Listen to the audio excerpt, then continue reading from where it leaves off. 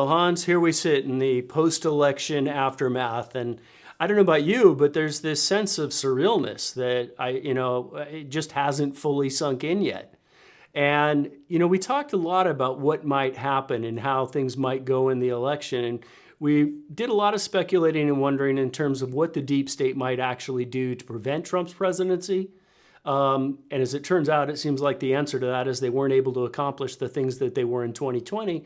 But we've also done some speculation about what might actually come in the aftermath of a Trump presidency. And right now, we're sitting here kind of in the glow of, the post-election win, where we've picked up the White House, the presidency, we've picked up the popular vote, we picked up the Senate, and we're going to retain the House. Just an amazing win all the way around that still hasn't really sunk in, probably for either side. I think the left is still in an absolute state of disbelief, but the right sort of is too. And now, is over the next few months, is going to become the shift to see what's actually going to happen and how the left ramps up. And frankly, we've already seen a little bit of that, which we can get into in a moment. I oscillate still, even today, sort of 48 hours, 36 hours onwards. I oscillate between happiness, joy, to use one of their words, and kind of unease. The unease is still there because I can't just forget about the past 8 years. So remember we sat here, when was it? A few months ago. Actually, it was right before they replaced Biden, and we were thinking about their options. What did the Democrats have in store? They always have some plan. What's the plan? And we just couldn't quite believe that they would just cede the presidency to Trump. Obviously, the numbers look terrible for Biden. Then he had his train wreck debate, and they had to do something. And I remember we did a show on that back when that happened, kind of early July, somewhere around that time. And we just literally talked about the fact that what are they going to do, because they can't just let him walk right back into the White House. There must be something. But of course, their hands were tied. And we talked about that because, they needed a better candidate for sure. But the only one they had was Kamala, because if they weren't going to give it to her, then how can they explain that they made her vice president, the DEI vice president? There would have been a huge outcry, if they'd replaced her with a competent person because, you got rid of the woman and first this and first that and so on. So they were stuck with it. And as we predicted, she turned out to be an absolutely terrible candidate. So they had kind of a bad hand of cards in that way. But still, thinking back, and again, my unease was first about what are they going to do on election night? Is it going to be a water pipe burst and they're going to stop counting? And apparently they did try in a couple of locations to do exactly that, but the margins were just too big and then they just kind of gave up and that was it. So that was my first point of unease. And now that unease has moved to, what comes now, because again, there is just we've seen these people over the past 8-9 years with Trump around. Obviously, we saw before with Obama and all these, what they did to Romney, what they did to McCain, and on and on and on. Just nasty stuff. But especially bad, of course, with Trump. And we've seen it all unfold. They tried to jail him. They tried to just think of Russiagate and think all the things they did. I just can't get over this feeling of unease that there's, the other shoe's still going to drop. Well, I mean, is it just me? How do you feel about that? Yeah, there is. I mean, first of all, I would just say I'm trying to adjust to the new paradigm. It just has not fully sunk in yet where we're at. But, Kamala, of course, was an absolute, as you said, horrible, horrible candidate. If the Dems, if anything, their mistake was they introduced her too early because she came out with a lot of fanfare. Always amazing to see a candidate that everybody disliked back in 2020 and pretty much throughout Biden's presidency suddenly is heralded and loved. But, that was her high point, the first couple of days, and it was downhill from there. And I'm not sure they were expecting that. I also always felt like there may have been some behind the scenes factions that were striving with each other. Clearly, you had Biden was unhappy about everything, and it seems like he did his best to kind of undermine things. But we also saw an element of stridency from Obama that I don't think I've ever seen before. It was almost this feeling that he was out there kind of begging and feeling increasingly desperate and unsure what to do. And, I was hearing early on, and I think you probably heard the same thing, that the internals from the Trump campaign were fantastic. Really, really good. And it may just be that that wave just began to build so much that they just felt that they were unable to do anything. But I also do wonder if there wasn't some actual strife in the background where they weren't able to present quite the unified front. Because, I mean, the entire Biden administration has been an absolute train wreck from start to finish on every aspect that you look at. So I'm not convinced that they were 100% unified. But you're right. We did see some attempts to kind of screw things up in terms of the vote at the beginning. Raffensperger, he had his plans, in Georgia where he was working with the other secretaries of state. But all of that just fell flat in its face when the votes started coming in. They were just so overwhelming. Because Trump won every single swing state. That was, in a nutshell, that's the problem for them. Yeah. If it had become clear at some point in the evening that they were going to carry Michigan, Wisconsin, and Pennsylvania was kind of a maybe, but if they could have peeled off a few of them or held a few of them, then they might have triggered their shenanigans in the remaining ones. But even then, I'd say the margins are just too big. But they might have tried. But I guess because Trump swept the whole thing, they just couldn't do anything about that. So that plan, if it was the plan, didn't work out. Now, when you mentioned that the numbers look good ahead of time, they absolutely did. But I think I've become so disillusioned by the past kind of 8 years that I just couldn't get myself to truly believe it. Because, well, first of all, if this would have been to say 96 when it was obvious that Bill Clinton was going to get reelected, and that's exactly what happened. And no one really there wasn't a big question mark about it all along. If you just look at it objectively in terms of the numbers, and I'm talking, last week, the week before, and so on, just nonpartisan, just looking at that picture, it would have been like 96 or one of those elections where it's pretty obvious that Democrats had a terrible tenure. They're going to get voted out. Okay. But because of all the shenanigans, because of what happened in 2020, because of the Trump hatred, because of always expecting the worst from these people, I just couldn't quite get myself to believe it. And my biggest surprise, to be honest, is that democracy still somehow worked. Almost wasn't expecting that. That's sort of, out of everything, is probably the biggest surprise, that the counting in all these places in Georgia and so on, and Michigan and so on, because we saw what happened back in 2020 when they stopped counting. When they put up the boards and no one can see, and they kicked out the observers and all this kind of stuff. When that happens, it only has to happen once, and you're done. You just don't believe the process anymore. And so my biggest surprise is that apparently the process somehow still works. That said, that's a surprise. So my unease was perhaps misplaced, but I still keep coming back to this point that I can't quite shake. There's something like in the bottom of my stomach. There's like this little rock that just sits there, and I can't get myself to sort of transcend that, because I just know they're going to do something. They're not just going to let Trump walk back in and just do what he wanted to do in the first place. That's just not going to happen. In fact, I think the pushback will be even worse than in 2017. Well, first of all, I think everybody kind of went to bed election night with the trepidation. Yep. And you and I were looking at the numbers, and, I even sent out something that was, some people came back and said they thought it might have been a little bit early, but the math the math just held up. And sure enough, but that doesn't mean the first thing in the morning when I woke up, I'm checking the numbers immediately. Why? Because of what we saw in 2020. So, but as you said, it held. But politics always seems to be a game of ebb and flow. And right now, things are really good, and, they're flowing our way. I mean, they couldn't be more flowing our way. But history has always, I think, told the both of us that whenever that happens, is to kind of prepare yourself, because it never stays that way. There's always going to be something that's going to happen that's going to alter that sentiment and change it. And we've done a lot of shows where we've talked about the post-election preparations, that we were seeing two elements going on simultaneously. One was what appeared to be some preparations pre-Trump's election, notwithstanding all the DOJ efforts to imprison Trump, the blatant ones. But that we were also seeing a lot of post-election planning taking place. And frankly, more of it and more public and louder than we'd seen, say, in the 2020 election.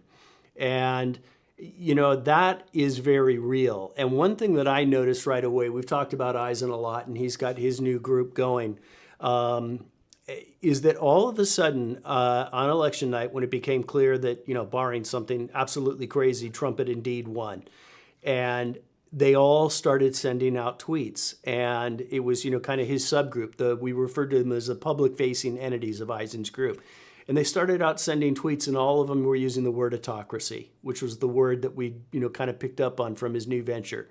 It was two phrases. One was autocracy, and the other that they used a lot was the Insurrection Act and trying to restrict Trump's ability.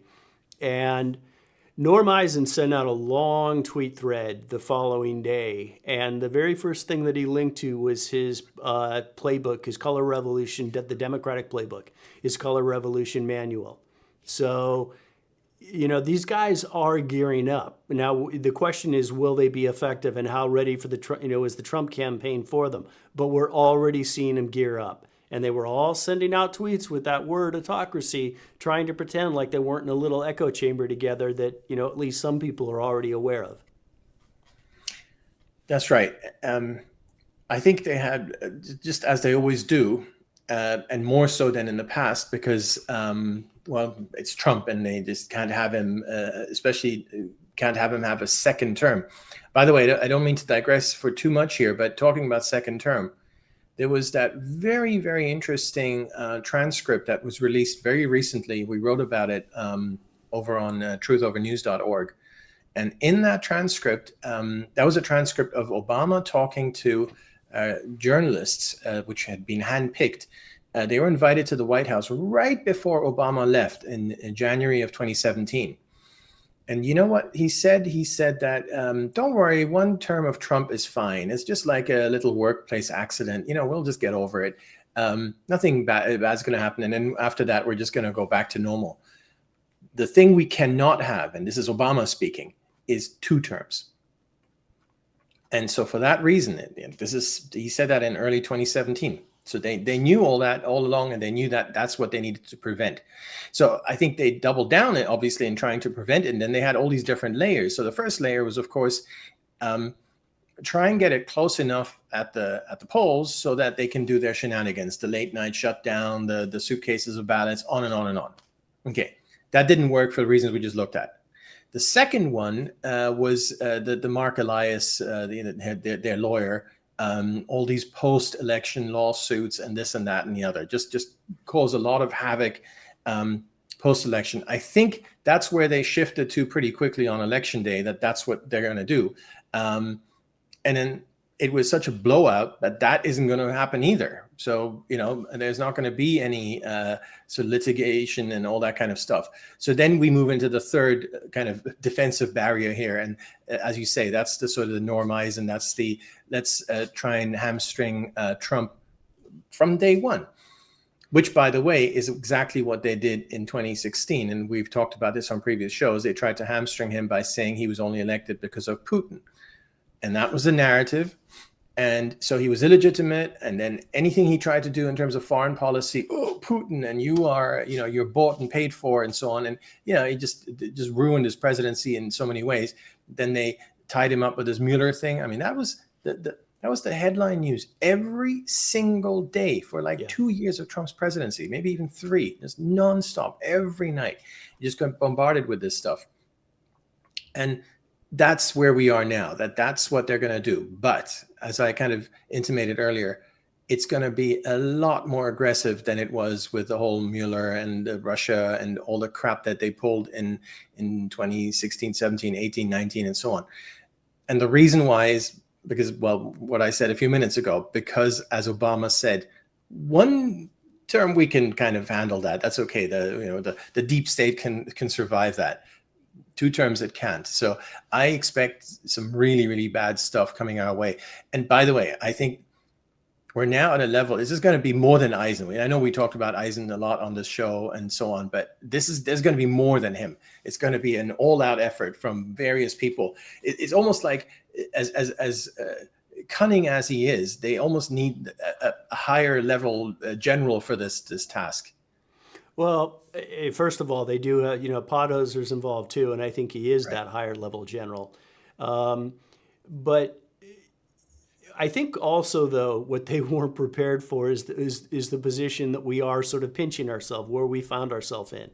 You know, the fact that he's won the popular vote. Heck, he's got 40% of California right now. That's unbelievable.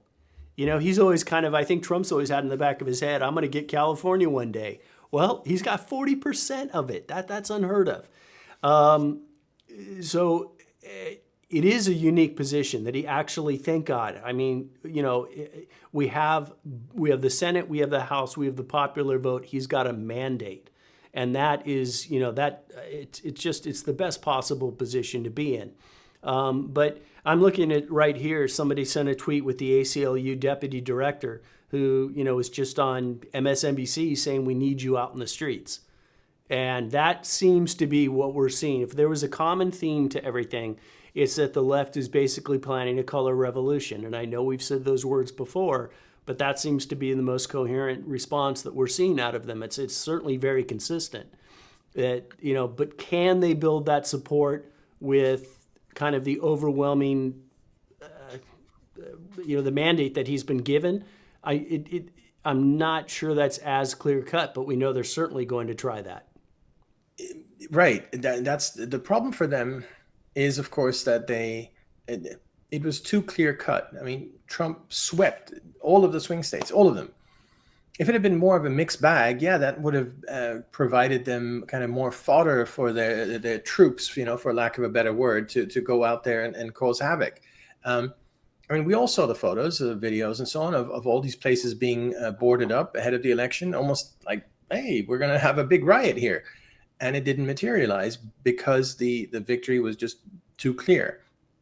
So that's another level of pushback they had planned for, which isn't going to work out because of how things turned out for them. So then we keep coming back to the one that they have left, which is going to be equally, it doesn't matter that the other ones didn't work. It's going to be as bad or even worse than the others, which is the lawfare or, you know, just this institutional pushback. It's just going to be absolutely horrible.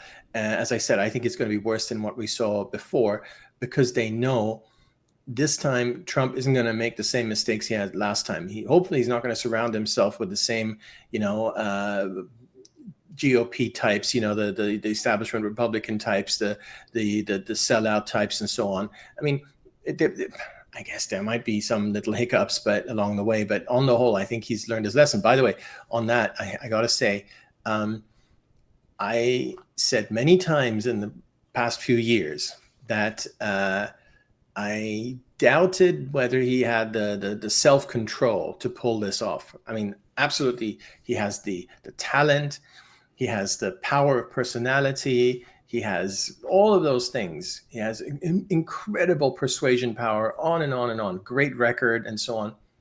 He had it all except for the patience and sort of self-control. I mean, how many times in the past, you know, did we come across something where he just didn't have that self-control?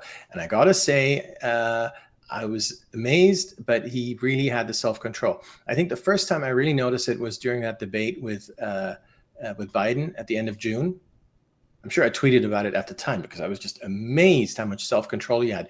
There were so many times when he could have said something very, very nasty, but he didn't.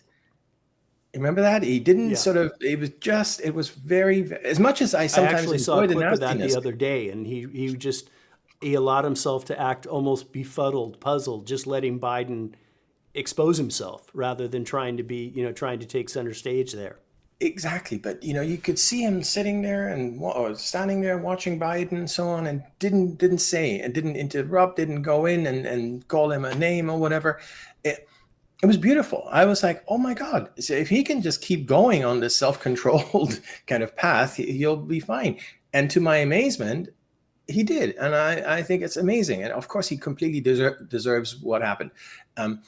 I always thought from day one that he deserves, I said this before the 2020 election, he deserves another term simply for many, many reasons. But even if it was just one, for the reason that they robbed him of his first term because of all this Russiagate crap. So absolutely fully deserved. But again, I'm amazed about the self-control, which kind of now takes, I was going to go somewhere with this, because with the self-control, um, there's a much better chance of not only anticipating the things we're talking about here, the Pothorser, the Eisen, the lawfare, all these kinds of things that are bound to happen, but also really forging ahead with the things that need to happen here in the next 4 years. Because I did a quick calculation. It's like about 1,500 days or so from now, and then we don't know what's going to happen in the 2028 election. We just don't know. So for now, we know that's the amount of time there is,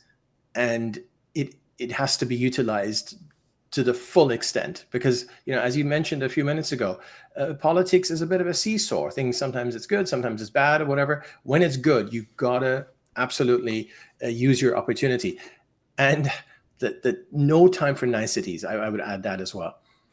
One of the things that I think is the single biggest change is that Trump has now reformulated the GOP. When he Right. came in 2017, he walked into the establishment. So, he had his mantra of we're going to drain the swamp, and I don't think he fully realized that the GOP was half of the swamp.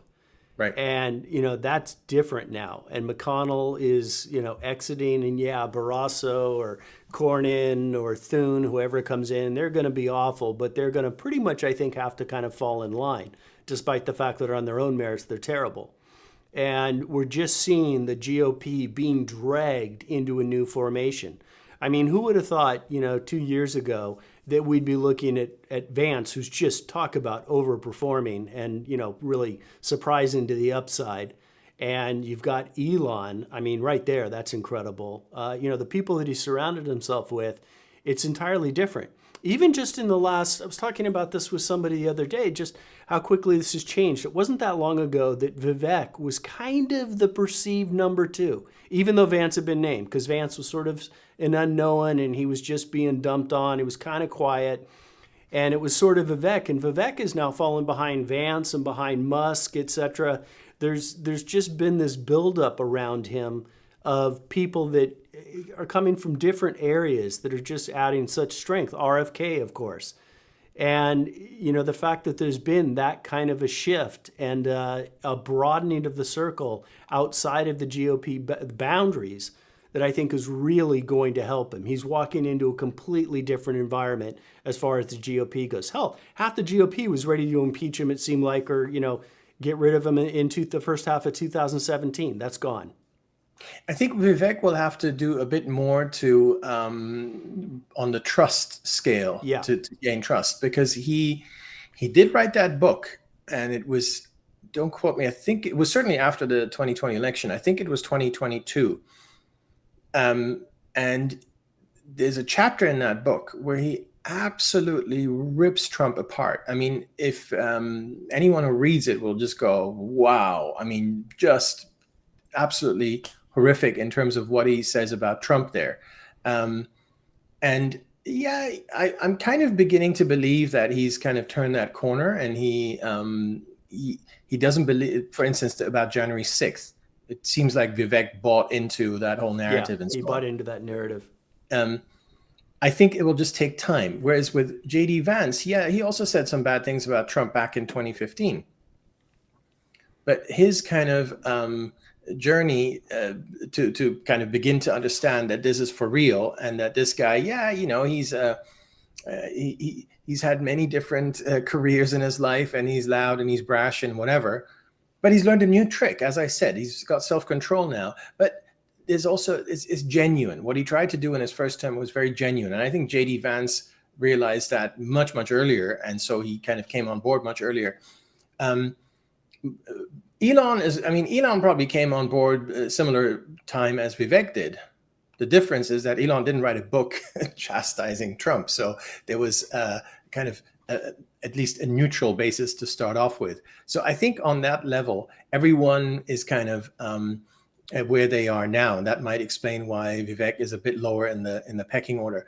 But you're absolutely right. This is a whole group of people that he didn't have in 2016 who can really help him affect the change. But coming back to something I mentioned a few moments ago, no niceties, no pleasantries. Did you see right after, after Kamala conceded, they both had sent out a message. The message that was sent out by Trump's spokesman was that it was all very gracious and they're going to have unity now and everything's good. The usual kind of, pleasantries. And then we got to see the sort of the counterpart email on the Kamala side, written by Jennifer O'Malley Dillon, who was Kamala's campaign manager. And she's basically rallying the troops to fight Trump for the next 4 years. So you couldn't have had a stronger contrast there. And this is all within 24 hours of the election. That proves these people are not our friends. These people are not going to try and help. These people do not want unity. These people do not want things to go well. They don't want any of those things. So as the sooner everyone can just move past that, that's fine. Now, okay, the fact that Trump sent out this message of pleasantries, okay, you can do that once, right? The day after the election and whatever, but it's got to stop. There can't be more of this stuff. It's just not going to happen. You got to fight these people. They're not going to be your friends. They're not going to be friends tomorrow. They're just not going to be your friends. It's just not going to happen. Well, we're already seeing some of that come out of the surrounding Trump camp. Elon's made no bones about what he wants to do in terms of downsizing government. RFK, I don't know that it was true, but I saw a report that the CEOs of the pharma companies were having sort of an emergency conference call, clearly in preparing for RFK coming on board. RFK's already said he's going to be cutting departments out of the FDA right out of the gate. So I do think that the blinders are really off, and that they're and the gloves are off. And I still come back to Obama and watch his reactions, and that in many ways I see that as one of the better litmus tests for the perceived severity, or the seriousness, maybe is a better way to say it, of the Trump campaign. If nothing else, Obama seems to believe it with all his heart. I've never seen that guy look so unnerved and kind of frantic, which is exactly the opposite of his MO. And realizing that his fourth term or fifth term, depending on how you count it, was not going to be coming to fruition. But not only that, there's going to be a lot more on the follow. Late on election day, he sent out that tweet saying, "We're not going to know the result tonight. We're not going to know it for a few days." Why on earth would he do that? This was before just about when the first polling places were closing, but hadn't closed yet. This was kind of late afternoon, Eastern time. Why on earth? There's only one explanation, which is that he was preparing for the steal. Yeah. There's just simply, you just don't know. Why do you send that? You don't know. Maybe it's a blowout for Kamala. So why would you say that? But of course, as you say, that's why he looked so kind of bad. I mean, he looked kind of. That also, though, that tweet of his kind of encapsulated the change that's gone on. If you went into that, he's just been savaged. And it used to be if you went in and you said something negative about under an Obama tweet, you were just attacked by an army of the left. That does not happen anymore. It is just a sea of people just going after that guy, tearing into him like never before. Exactly, but isn't it a beautiful contrast as well with the Bidens, Jill and Joe? No tweets like that. No, I mean, did you see Jill super smiley wearing a very red dress? I mean, and if anybody has any doubt that wasn't 100% purposeful, they've been in politics their entire lives. And, she had a big smile on her face for a reason. She knew exactly the statement she was sending. And Biden's tweets, they were 2-sentence tweets. Yep. I think there's a chance that he actually wrote those tweets, even though he hasn't written any of the other ones, where he basically, congratulations to Kamala, and that's it. Yep. No, it was the contrast couldn't have been stronger, and that kind of brings us back to our starting question here, which is what happened, and the unease, my unease that I talked about, and why didn't it materialize? And maybe, and I think you said that earlier, where you said they just didn't have that unity that they usually have, the Democrats. And I think that shows it. Obama was completely invested in this working out for him because he wanted his, fourth, fifth, whatever term. Whereas the Bidens, because of what had been done to them, weren't quite on board. And there was a bunch of other kind of, well, I mean, look at RFK, for instance. He's not a, he might have run as a Democrat, and then he switched over. So, you know, I wouldn't say that's part of the unity, but that's certainly part of the problem, that their whole coalition is sort of broken apart a bit. But the core of it is really the Obama. I don't think I've ever seen him like this. Have you ever seen him this kind of desperate looking? Never. And one of the things that came to mind in watching him is that I felt for the first time ever that Obama was a little bit out on a limb, that he felt like he was operating from a personal vantage point without the entire support.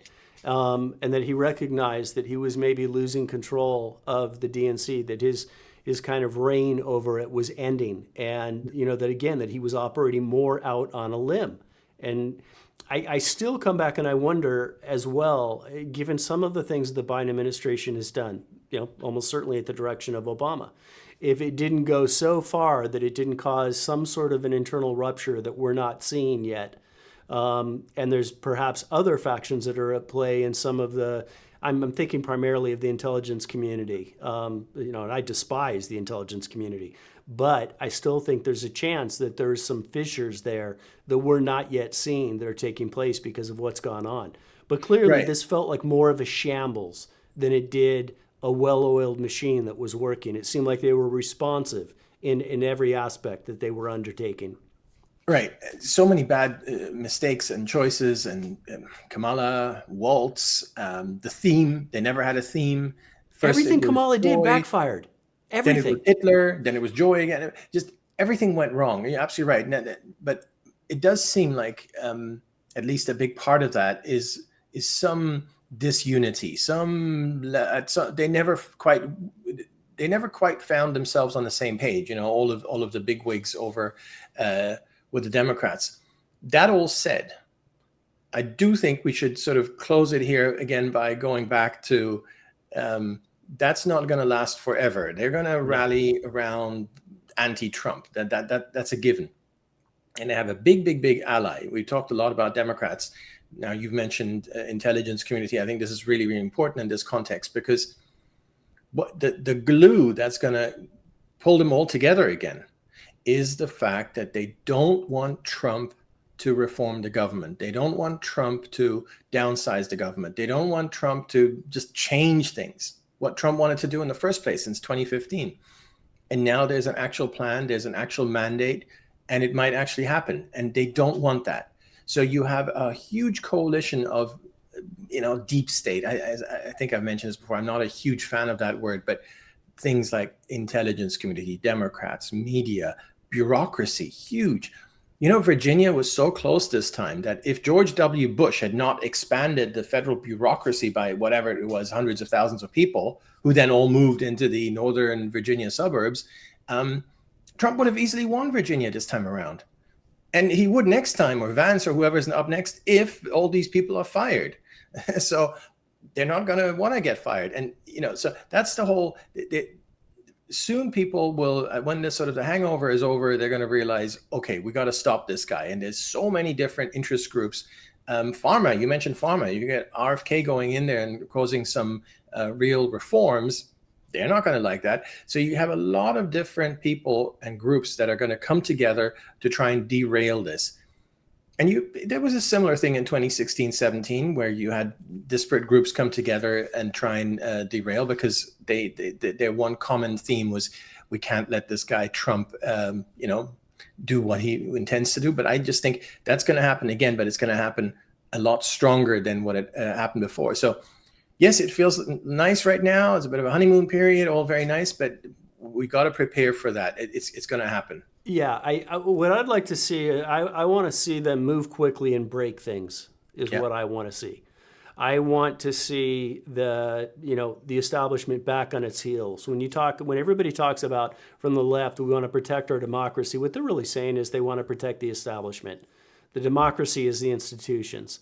And I want to see the Trump administration go in a little bit like a bull in a china shop and put these people back on their heels. And one thing that maybe people can watch for is there's sort of two factions on, the MSNBCs of the world, the media. And One is kind of the former federal prosecutors, which are the lawfare group, and the other is the people that are effectively spokesmen for the intelligence community. And maybe as you watch those going forward, see if there's a faction that happens and you start to get a little bit of a separation of voice. And if that happens, that will give you some insight into what's transpiring behind the scenes. Exactly right. I remember just before Trump took office the first time around, I wasn't much on Twitter. I wasn't I was just beginning to get into this stuff because of this Russia Gate. The dossier had just been published and it was all rubbish. And that was my kind of opening door into all this. But I still felt very strongly that Trump needed to make a move on day one. And again, this is January of 2017. So I tweeted something to the effect of, I think this is back in the day when Twitter was very, very short. You could only write very short tweets. Something to the effect of, I hope he just burns it all down. You got to go in there and just do it right away. And he made a big mistake because the first kind of big CEO change thing that he did was the Muslim ban. And then, of course, immediate pushback. And Sally, you can't do that, especially not without an AG. So Sally Yates immediately stepped in, or even resigned and caused havoc. Then you had the judge in Hawaii, and on, and it just chaos. Plus, to what effect? There's much bigger problems than that. So I hope this time around, the first big move will be to burn something down, just like get rid of the Department of Education. Something really meaningful, something really big. Just go ahead and do it. Move quickly and break things.